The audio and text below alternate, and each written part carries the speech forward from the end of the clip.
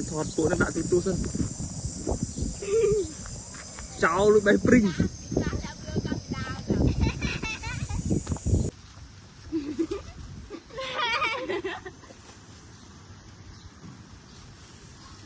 coi ba mực nẹt lan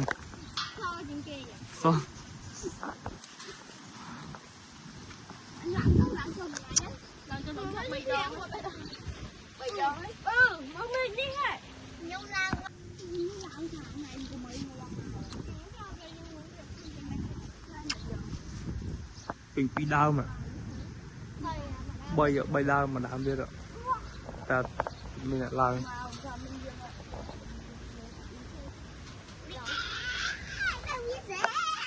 cái đi khơi chụp bạc này mà đừng thật chất này là thôi mà đà mình lại làm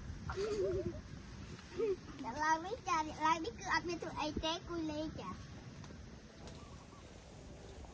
này nha anh này chinh tóc đại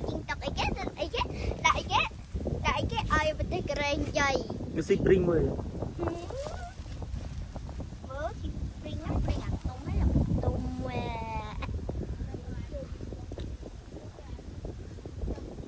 cái đi chặt nhà